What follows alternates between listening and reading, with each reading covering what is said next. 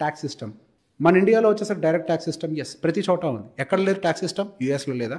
యూఎస్లో ఇంకెక్కువ ఉంటుంది. కానీ మన దగ్గర ఉండే ట్యాక్స్ సిస్టమ్ తోటి వాట్ వీఆర్ గెటింగ్ బ్యాక్, మనం కట్టే ట్యాక్సెస్కి మనకి ఏం రిటర్న్ వస్తుంది? ఫ్రీ ఎడ్యుకేషన్ ఇస్తున్నారా? Free health care facilities provide చేస్తున్నారా? నేను ఇంత ట్యాక్స్, ఫర్ ఎగ్జాంపుల్ ప్రతి సంవత్సరం నేను 10 లక్షలు ట్యాక్స్ కడతాను అనుకుందాం. నాకు రిటైర్ అయిన తర్వాత మీరు ఏమైనా పెన్షన్ ఇస్తున్నారా? Why should I pay? అదే యూఎస్లో మీ ట్యాక్స్ స్లాబ్ని బట్టి మీ పెన్షన్స్ కానీ హెల్త్ కేర్ ఫెసిలిటీస్ కానీ అన్ని మారిపోతున్నాయి కదా. యూకేలో మారుతున్నాయి కదా. ప్రతి కంట్రీలో మారుతున్నప్పుడు ఇండియాలో ఎందుకు మారదు? ట్యాక్స్ సిస్టమ్ కూడా మారాలి. You have to give back. నేను రెస్పాన్సిబుల్గా పే చేస్తున్నా. నేను వచ్చి డబ్బులు ఎందుకు నీకు గవర్నమెంట్కి కడుతున్నాను? నా దేశం అభివృద్ధి చెందాలని. ఆ డబ్బులు నువ్వు తీసుకొని వెళ్ళి ఫ్రీగా పంచాలని కాదు. ఆ డబ్బులు నువ్వు సరిగా ఉపయోగించి నలుగురు చదువు చెప్తావని, ఆ డబ్బులను ఉపయోగించి నలుగురికి వైద్యం చేస్తావని చెప్పి, ఆ డబ్బులతోటే నువ్వు మంచి ఇన్ఫ్రాస్ట్రక్చర్ డెవలప్ చేసి మంచి రోడ్లు వేయించి అట్లీస్ట్ నేను ఇంటికి సేఫ్గా రీచ్ అయ్యేలాగా చూసుకుంటావని. కానీ నువ్వేం చేస్తున్నావు? ఆ డబ్బులు తీసుకెళ్ళి ఏం చేస్తున్నావు? ఫ్రీగా పంచుతున్నావు. నీ డబ్బులా? నీ జేబులోయా? నీ ఆస్తులు అమ్మేవా?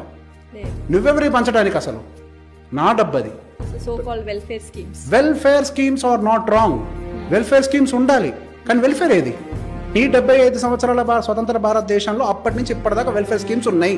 సో వెల్ఫేర్ స్కీమ్ యొక్క పని ఏంటండి? అట్టడుగున్న వాడిని పైకి లిఫ్ట్ చేయాలి.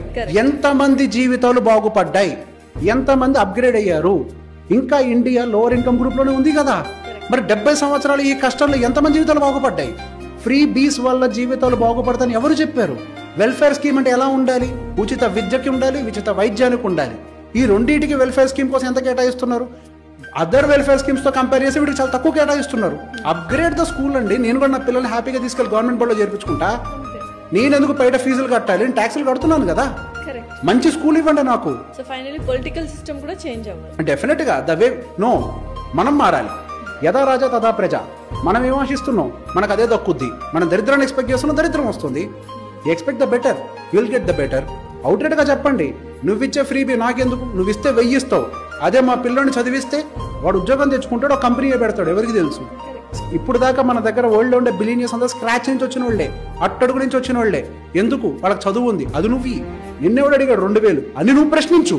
అది నువ్వు అడగనంత వరకు వాళ్ళు ఏం చేస్తారు? నువ్వు అడిగేదిగా వాళ్ళు ఇచ్చేది. వాళ్ళకేం తప్పులేదు. పాపం వాళ్ళ అమాయకులు అనుకోవాలి. వాళ్ళ అమాయకులే. ప్రజలే దొంగలు. మొహటమేం లేదు. ప్రజలే దొంగలు. నాకు డబ్బులు కావాలని అడిగావు. నువ్వు అడిగావు కాబట్టే ఇస్తున్నారు. అంతే.